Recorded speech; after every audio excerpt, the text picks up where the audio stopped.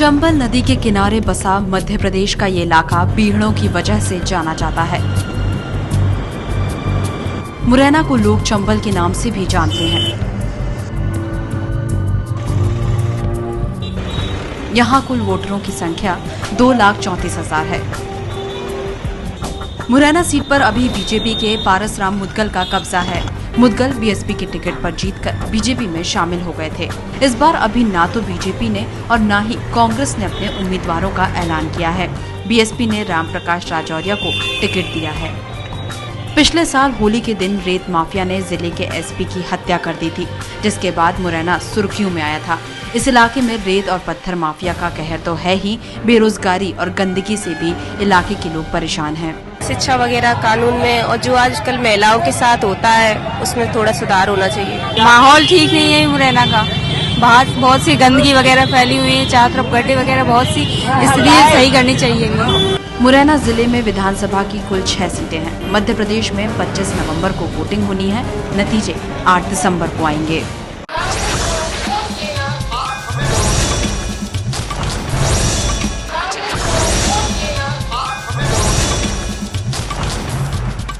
कौन बनेगा मुख्यमंत्री में आपका स्वागत है और आज हम शुरुआत कर रहे हैं कौन बनेगा मुख्यमंत्री की मध्य प्रदेश से। मैं हूं सुनील झा। सबसे पहले आपको हम लेकर आए हैं मुरैना में और मुरैना की जनता इस चुनाव का फैसला करेगी कि इस बार चुनाव में कौन जीतेगा। कई मुद्दे हैं मुरैना में, आपको बताएं। मुरैना जाना जाता है चंबल के लिए, मुरैना जाना जाता है बिहार के लिए, मुरैना इस बात के लिए भी जाना जाता है कि यहाँ माफिया पिछले दिनों में कुछ सक्रिय हुए, जिसका नतीजा ये हुआ कि एक वरिष्ठ पुलिस अधिकारी की हत्या तक कर दी गई थी। लेकिन मुरैना इसलिए भी जाना जाता है कि यहाँ कुछ पुरातात्विक स्थल हैं, तो कुछ अच्छी चीजें भी है मुरैना को लेकर। कई मुद्दे हैं, हम बात करेंगे, लेकिन आपको बताते हैं कि हमारे साथ कुछ मेहमान भी हैं। बीएसपी की तरफ से राम प्रकाश राजौरिया जी, पारसराम मुदगल जी जो विधायक है वो इस वक्त हमारे साथ नहीं है, लेकिन एक्स एमएलए सेवाराम गुप्ता जी हमारे साथ हैं बीजेपी की तरफ से। कांग्रेस की तरफ से हैं रवि प्रताप सिंह भदौरिया जी, ये हैं महामंत्री जो मुरैना जिला के हैं, उसके महामंत्री हैं। तो कांग्रेस, बीएसपी और बीजेपी, आपको ये बताएं ये चीज कि पिछली बार चुनाव में बीएसपी यहां से जीती थी और उनके विधायक बाद में बीजेपी में शामिल हो गए थे। पारसराम मुदगल जी, वो इस वक्त नहीं, हमने कोशिश की थी कि उनसे बात करें लेकिन वो नहीं आए। लेकिन सबसे पहला सवाल बीजेपी से ही, आपकी सरकार है राज्य में, आप लोग कोशिश कर रहे हैं कि इस जगह मुरैना में आपका विधायक चुन के आए। पिछले अगर 3 चुनाव की देखें, पहले 2 चुनाव आप जीते 98 और 2003 में, लेकिन 2008 में आप तीसरे नंबर पे चले गए। 2003 में जो चुनावी स्थिति थी, जो कैंडिडेट्स खड़े हुए थे, उनके आधार पर जातिगत समीकरण के कारण बीएसपी को वोट चला गया। आपकी सरकार है, एक मुद्दा है जो माफिया को लेकर सरेआम पुलिस के वरिष्ठ अधिकारी की हत्या कर दी जाती है। कैसे बदलेंगे इस तस्वीर को? तस्वीर बदली हुई है, वो परिस्थितियां अलग थीं। वो एक्सीडेंटल केस था एक, जिसमें पुलिसकर्मी मारे गए और इस समय पूर्व के समय से बहुत परिवर्तन है। भारतीय जनता पार्टी की शिवराज सिंह की सरकार यहाँ पे विकास के कार्य करने के लिए औद्योगिक क्षेत्र, आपके सीतापुर, हाँ मुझे मालूम औद्योगिक क्षेत्र का ऐलान किया, लेकिन उद्योग नहीं है यहाँ पर। ये भी आपको शायद पता होगा, लोग शिकायत कर रहे थे लोग मुझे कि यहाँ उद्योग नहीं बना, औद्योगिक क्षेत्र बन गया। राम प्रकाश भदौरिया जी, आप बीएसपी से उम्मीदवार हैं इस वक्त, पिछली बार आपके विधायक थे बीएसपी से, इस वक्त वो बीजेपी में है, पार्टी क्या बेहतर कर पाएगी? पार्टी इस बार जो पिछली बार जीती थी उससे लगभग 3 या 4 उन्हें वोटों से जीतेगी। मुख्य मुद्दा यहाँ जो खनन माफिया हैं, जिनके द्वारा हर वर्ष लगभग 100-150 लोग मासूम सड़क पर कुचल दिए जाते हैं।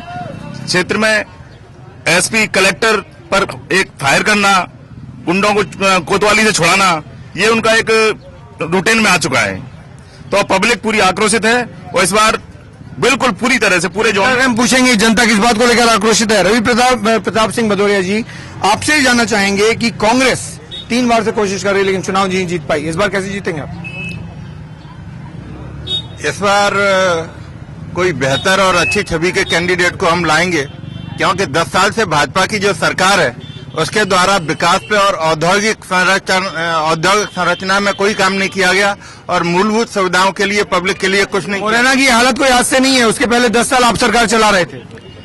10 साल की परिस्थितियों में और आज की परिस्थिति में बहुत मूलभूत अंतर है।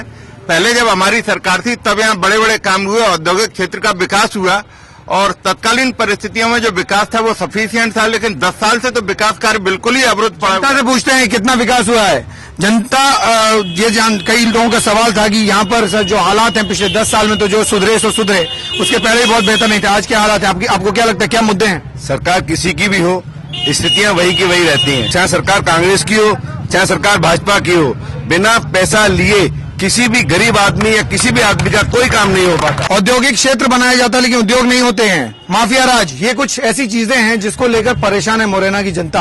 आपको लगता है अगले 5 साल अगर आपकी सरकार आ गई दोबारा तो ये बदलेगा? नहीं, परिस्थितियां पहले जैसे आप बता रहे हैं, खनिज माफियों पर काफी नियंत्रण किया है हमारी सरकार ने, और यहाँ जो चंबल डकैत समस्या थी उस पर भी काबू पाया है बहुत हद तक। चंबल को तो शांत कर दिया, लेकिन माफिया राज को कैसे शांत करेंगे?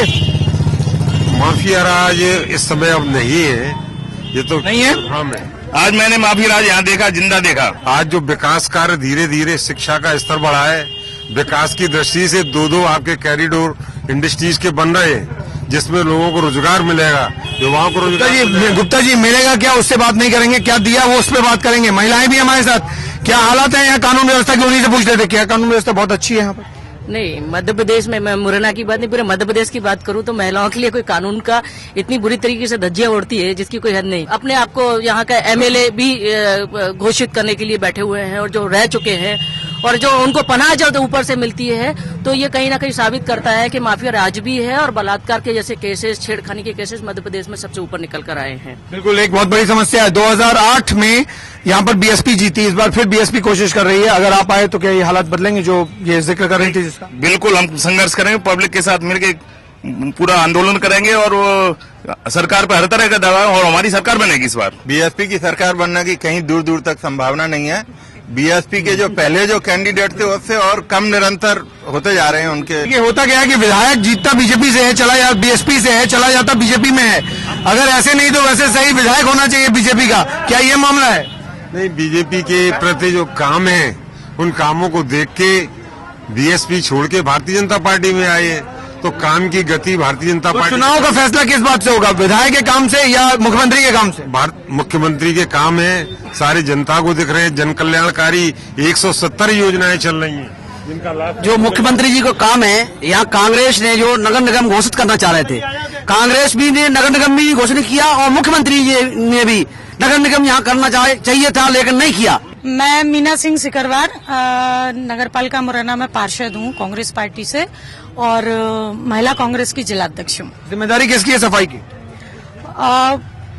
जिम्मेदारी जो प्रतिनिधि है जिस पार्टी का भी है, आप भी हैं और मैं भी हूँ, और मेरी सीमाएं चूंकि पार्षद हूँ तो एक वार्ड तक सीमित रह जाती हैं। चूंकि शहर की जहाँ बात आती है वहाँ भी मुझे पूरा कहने का अधिकार है, और मैं अपनी बात को रखती भी हूँ दमदारी से।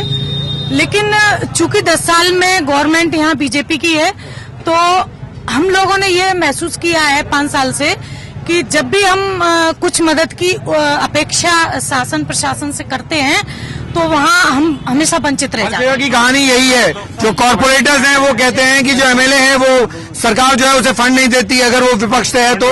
अगर कांग्रेस की सरकार है तो बीजेपी आरोप लगाती है कि वो हमारे साथ मदद नहीं करते। ये कहानी कोई मुरैना की नहीं है, लेकिन मुरैना की हकीकत ये है कि अगर आप इस शहर में घूमें तो शायद चलने के लिए जगह नहीं है, गंदगी बहुत ज्यादा है और माफिया एक समस्या है। हम आपको लगातार दिखाते रहेंगे कौन बनेगा मुख्यमंत्री में, अलग अलग जगहों से, मध्य प्रदेश में अलग अलग क्षेत्रों से कि क्या हालात हैं, और आप हमारे साथ बने रहिए, एबीपी न्यूज पे देखते रहिए कौन बनेगा मुख्यमंत्री। और आपको ये भी बताएं कि 25 तारीख यानी 25 नवंबर को वोट डालना नहीं भूलिएगा, और 8 दिसंबर को जब वोटों की गिनती होगी तो एबीपी न्यूज पर लाइव देखिए हमारे साथ वोटों की गिनती।